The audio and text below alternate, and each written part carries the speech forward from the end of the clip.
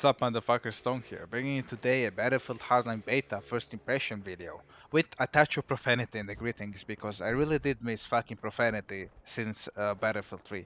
Battlefield 4 had no profanity, none whatsoever. So I I kind of like that I can hear some of the profanity in Battlefield Hardline voice acting of the characters. And to be honest, I could have had a video like this out the first day the beta came out, the first impression video, but I really didn't want to be an asshole who has 20 minutes of game time, who died to a shotgun a few times, said the game is bad, and said to other people on forum that they shouldn't buy the game because it's not quote-to-quote real Battlefield. And I'm not like that, so I actually spent 15 hours playing the beta before I got the courage to make a video and tell you guys what I think about the game and what are the good side of Hardline and what are the issues.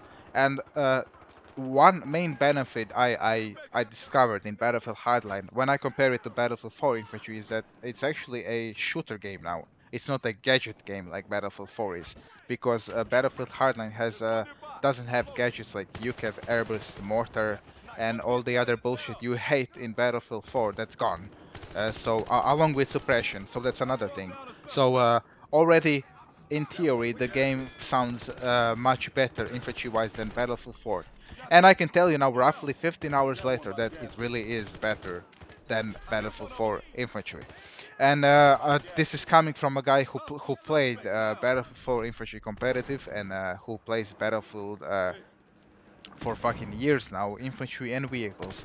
So trust me when I tell you that the game feels better than BF4 in infantry. So if you're an infantry player and if you're sick of Battlefield 4 infantry bullshit already, then try the beta out, and I can guarantee you that it could be fun for you. Of course, I cannot say that if you don't like the game, then of course it will not be good for you. But try it out, and I can guarantee you that you won't regret most of it.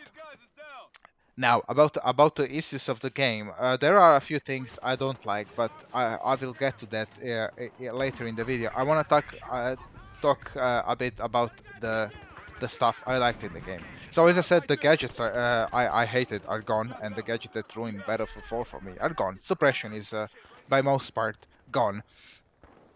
Some of the restrictions, like not being to heal under stupid suppression like in BF4, is also gone, so now you can heal. But they went around a better way to balance that. So for example, now if you're playing Combat Medic, like I'm playing Combat Medic on Dust Bowl 64 player Conquest Large, you have a medpack delay, so to say. A medpack delay means that once you throw down your first medpack, the follow-up one you can throw in around 20 to 25 seconds, if I'm not wrong. So you cannot heal all the time. So you only heal when the medpack is down, and the medpack will heal you when people shoot at you. But if you switch position, you will not be able to throw it down for a significant amount of time. So that's one way they went about balancing the medic. And to be honest, I like that. I think that's I think that's a much better solution than not being than what Battlefield 4 did with not being able to heal under suppression, where the whole game is a fucking corridor shooter, and not being able to heal under suppression while everybody plays with overpowered LMGs in Battlefield 4 really does break the gameplay experience for me in that game.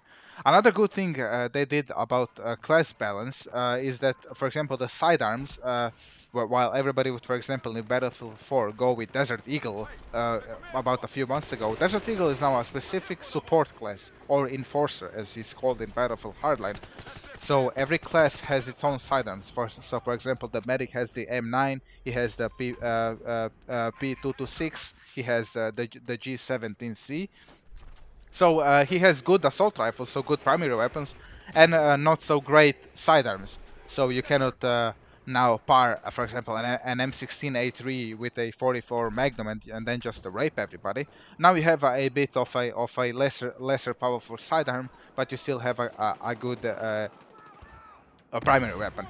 So when you compare it to the engineer in Battlefield Hardline, who has again PDWs, which some of them are amazing, and I will get to that in a minute. You have great powerful sidearms like the 44 Magnum or the 38 Snub, which is basically a sawed-off Magnum revolver. So you have the hard-hitting sidearms, and so I think that's a kind of nice balance that they did with the sidearms. So really, hats off to Visceral for making a balance for sidearms like that.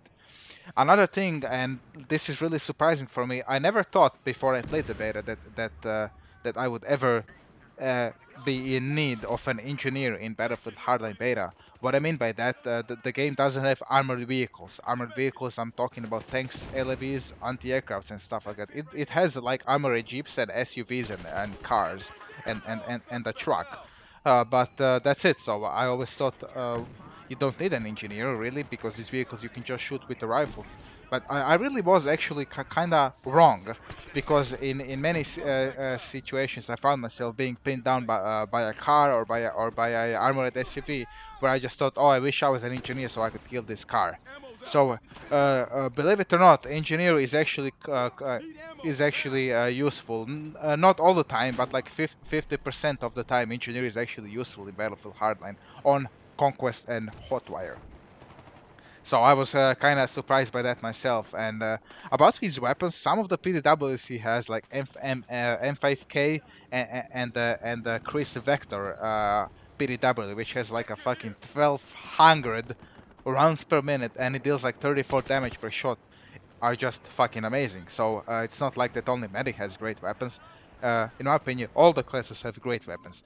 All of the classes have their own M16, so to say. So why do I mention M16? Because M16 was arguably the best weapon in Battlefield 3, and only Medic had it. And now you have weapons like for the support we have the Scar Rage, which is fucking amazing. I played it; it's awesome. So the supporter has Scar Rage, which is like a better version of Battlefield 4 Scar Rage. The medic has M16 and M416, both laser beam assault rifles, and then you think to yourself, oh, great, another game where medic rapes all. And I can tell you right now, no, it's not like that really, because as I said, the supporter has the Scar Rage, has amazingly powerful shotguns like the 870 Police Magnum shotgun, the Spas 12, which is a beast. It's a semi-automatic shotgun, which is like one-shot kill all the time mostly. So every class has its own weapon, its own horse to bet on. The Recon has a Scout Elite, which has a hip fire of a fucking sidearm. So hip fire is awesome. The rate of fire is as fast as a DMR, almost. So every class has its own awesome all-around gun, and I think that's great, really, because now people want fucking cry so much that only one class is amazing and all the other classes are useless. Well, in my opinion, that's not how I felt 15 hours after playing the beta. Another thing about the Recon is that along with having amazing sniper rifles, you also have good sidearms like the semi-automatic pistols, the G18 and the 93R. And then later, if you invest some money into the Recon class in Battlefield Hardline, you can buy some submachine guns like the Tech 9 or the Mac 10, which destroy people on close combat. So you potentially have a great sniper rifle for medium and long range, and then when somebody pushes you, you have a good close quarter weapon to deal them with. So in that department, the game really feels nicely done, in my opinion, and I really had fun most of the time this first 15 hours. Now, that's mostly the good stuff I think about the game. Another good thing is that the maps feel okay. They're not so vertical oriented like Battlefield 4 is. So they're more ground based, and I like that. You really need a ground based infantry combat more than you need vertical combat. So that's another good thing Hardline did, in my opinion. And the issues Hardline has weren't so much gameplay issues. Like the things I think that are broken in Battlefield Hardline is the splash damage from a grenade, which feels like a fucking nuke exploded.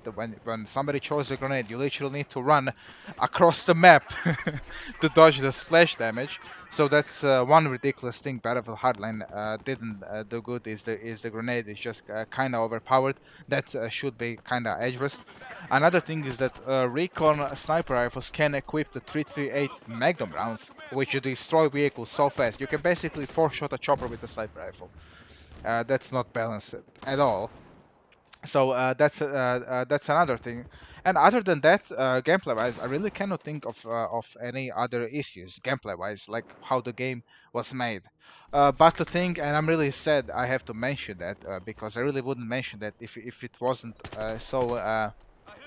so important, and I hope that will get addressed, is that the first day I came into beta, everything was so nice and everything felt legit. And when I say legit, like when I died, it felt normal. I died because I missed the guy and because he outplayed me.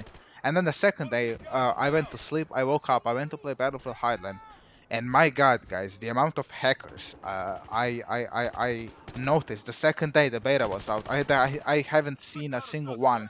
And I'm talking about, for example, I can give you three examples. A guy going 110 to 2 on this map in a round, playing fucking with a shotgun.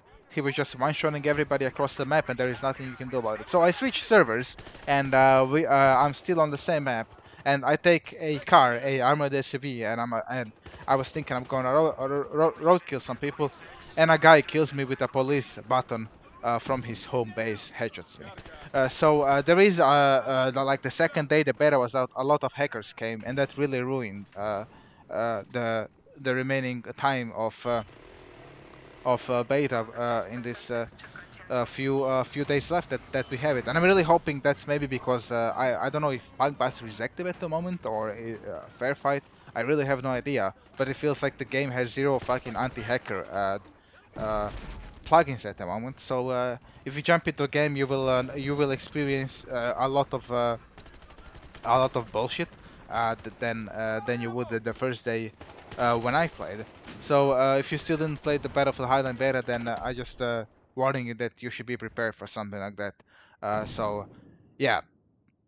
But I'm trusting Visceral on this, and that I'm sure that if and when Punkbuster gets enabled, if it's not already enabled, and some other anti-cheat systems, that will be edged. Because most of these people that were raping it around, and then if I would check their profile after the round, they don't even have a single soldier on a Battlefield 4. They have a Battlefield 3 soldier which they got for free when Battlefield 3 was free, and now they're playing Battlefield Hardline beta for free. So I'm hoping once the game actually hits where you need to pay to play it, that this will be significantly reduced. So those are my impressions of Battlefield Hardline beta, and I have how I think about this game is that when I will want to play infantry a bit in Battlefield, then I will play Battlefield Hardline, and when I will want to play vehicles, I will play Battlefield